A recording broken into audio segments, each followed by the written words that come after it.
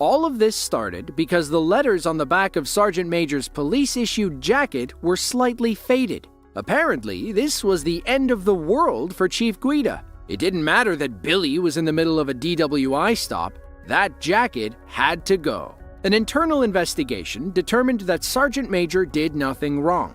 Chief Guida was drunk as a skunk when he showed up unannounced and had no right to put his hands on a subordinate. They also determined that he lied when he claimed he hadn't had anything to drink.